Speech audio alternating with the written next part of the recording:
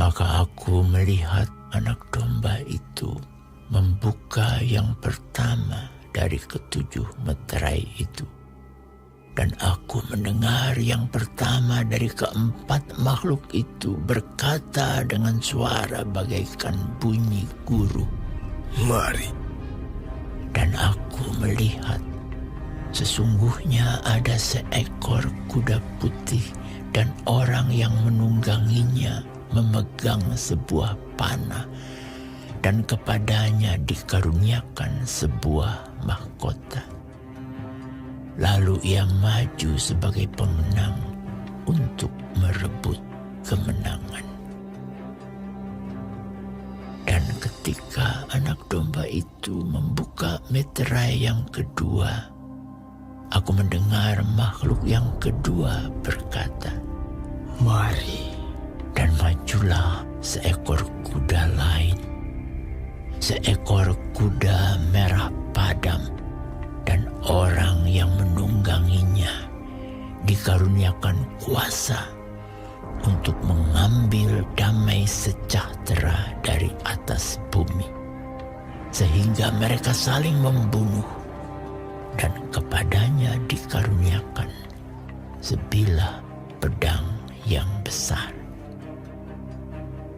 Dan ketika anak domba itu membuka meterai yang ketiga, aku mendengar makhluk yang ketiga berkata, "Mari." Dan aku melihat sesungguhnya ada seekor kuda hitam, dan orang yang menungganginya memegang sebuah timbangan di tangannya. Dan aku mendengar seperti ada suara di tengah-tengah keempat makhluk itu berkata, "Secupak gandum sedinar dan 3 cupak jelai sedinar. Tetapi janganlah rusakkan minyak dan anggur itu."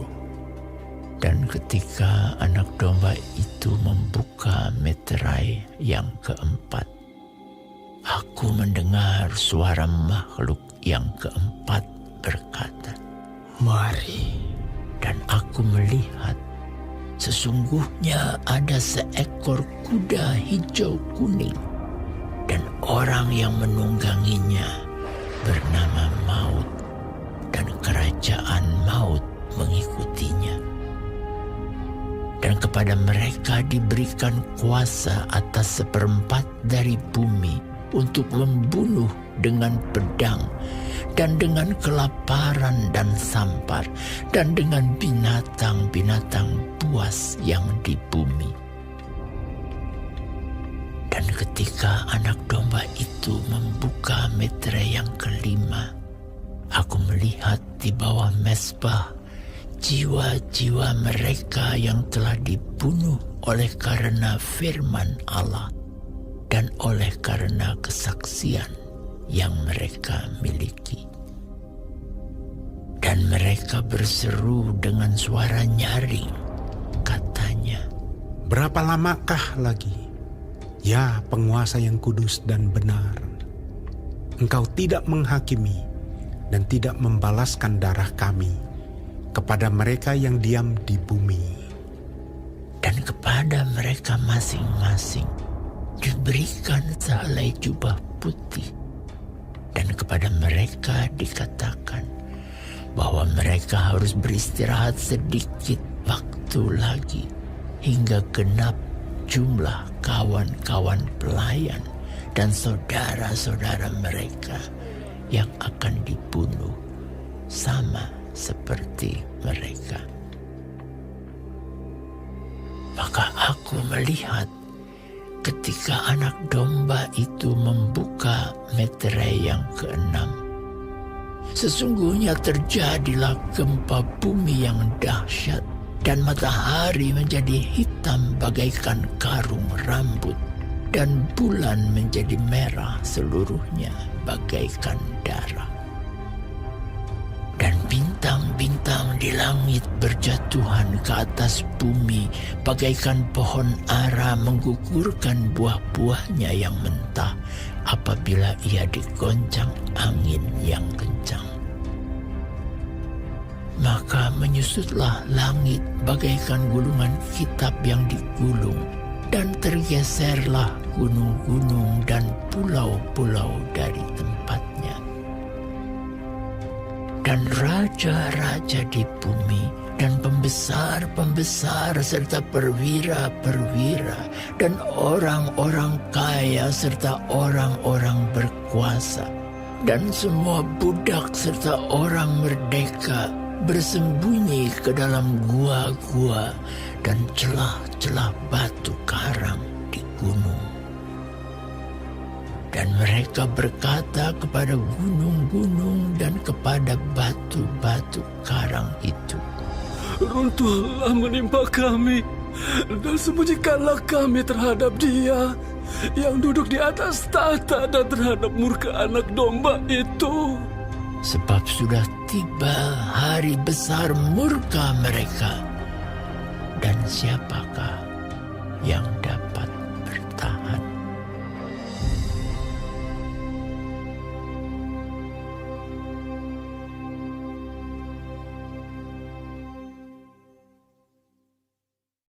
Shalom semua jemaat Tuhan, kembali kita di dalam pendalaman Alkitab Clear Sight. Sekarang kita sudah memasuki kitab Wahyu 6. Tuhan Yesus memberkati. Di ayat 1 dikatakan, maka aku melihat anak domba itu membuka yang pertama dari ketujuh materai itu. Dan aku mendengar yang pertama dari keempat makhluk itu berkata dengan suara bagaikan bunyi guru, mari. Yesus Kristus sendiri, yaitu anak domba itu, membuka semua materai yang menyingkapkan hukuman yang menghancurkan dunia. Di dalam pasal ini kita membaca dan melihat bagaimana keenam materai itu dibuka satu persatu oleh anak domba. Banyak hal dalam teks ini tidak bisa kita pahami secara detail karena ciri kitab Wahyu yang penuh dengan gambaran simbolis. Namun berita utamanya dapat kita pahami dan kita kaitkan dengan situasi kita sekarang ini. Pembukaan setiap materai diikuti dengan penghukuman Tuhan. Ini bukanlah pelampiasan emosi dari Tuhan, melainkan bukti keadilan dan kekudusan Tuhan. Keempat penunggang kuda dengan ciri-ciri yang berbeda menunjuk pada bentuk hukuman yang ditimpakan ke atas bumi ini. Ini membuktikan Tuhan kita itu adalah adil. Tuhan yang memegang kendali atas bencana apapun.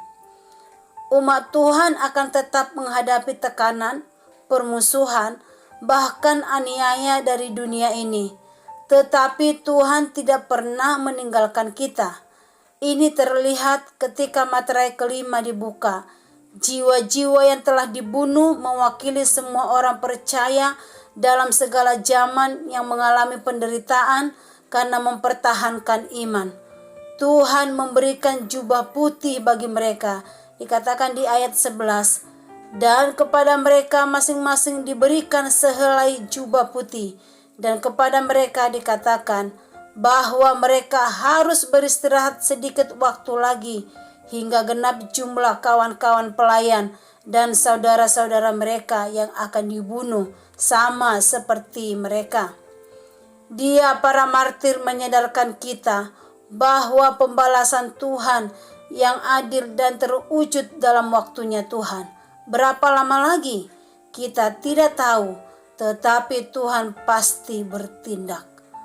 Orang yang menderita karena Kristus pasti berbahagia. Tetapi orang-orang yang melarikan diri dari Tuhan akan mendapatkan murka dari anak domba. Penghukuman Tuhan adil akan ditimpahkan kepada mereka yang membenci Kristus dan menganiaya umatnya.